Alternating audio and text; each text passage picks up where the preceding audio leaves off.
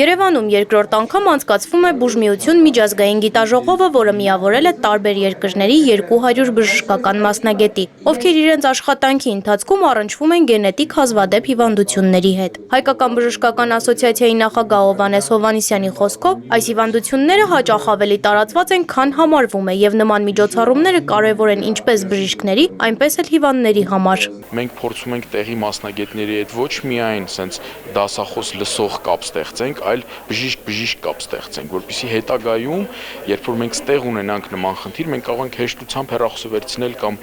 էլեկտրոնային փոստը բացենք, նամակ գրենք, որ գիտես ինչ հարգելի է, ինչ ես sense պացիենտ ունեմ, խնդրում եմ ինձ օգնի, եւ ես համոզված եմ, որ այդ օգնությունը լինելու է։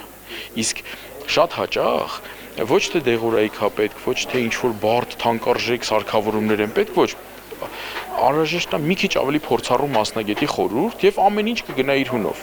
Այ մենք փորձելու ենք մեր միջոցառման վերջնարդյունքը, պրոդուկտը լինի այն կապերը լինեն, որոնք հնարավորություն կտան հետագայում մեր բժիշկներին ազատորեն շփվել իրենց գործընկերների հետ արտերկրից։ Մի փոքր ավելի ուշ բուժվող հիվանդություններ, այլ ոչ անբուժելի, սա կարևոր է, որ հասկանայի եւ բժիշկը եւ բուժառուն, նշեց գենետիկ հիվանդությունների միջազգային ասոցիացիայի հիմնադիր Ալյոնա Կուտուրովան, հավելելով, որ անհրաժեշտ է հիվանդությունները դիտարկել տարբեր տեսանկյուններից եւ հենց այդ նպատակով էլ մասնագետները միավորվել են։ Մենք շարժվում ենք դեպի ապագան։ Իրականում, երբ հիվանդը տառապում է հատկապես անբուժելի հիվանդությամբ, թվում է, թե ամեն ինչ ավարտվում է այստեղ եւ հիմա։ Գենետիկ հիվանդությունների, հազվագյուտ հիվանդությունների ուսումնասիրությունը միշտ ապագայի մասին պատմություն է։ Այսօր 21-րդ դարում մենք ունենք այդքան շատ տարբեր ուսումնասիրություններ եւ մոտեցումներ գենետիկ հիվանդությունների նկատմամբ, որ թե հիվանդի, թե բժշկի համար կարևոր է հասկանալ, որ սա ավարտ չէ, կա ապագա, որի ուղղությամբ մենք շարժվում ենք։ Գիտաժողովին մասնակցում էր նաև առողջապահության նախարարի առաջին տեղակալ Լենա Նանուշյանը, ով ընդգծեց գենետիկ հազվադեպ հիվանդությունների դեպքում առաջնահերթ է ոչ միայն կանխարգելումը, այլև դրանց լիարժեք եւ ժամանակին իրականացվող բուժումը։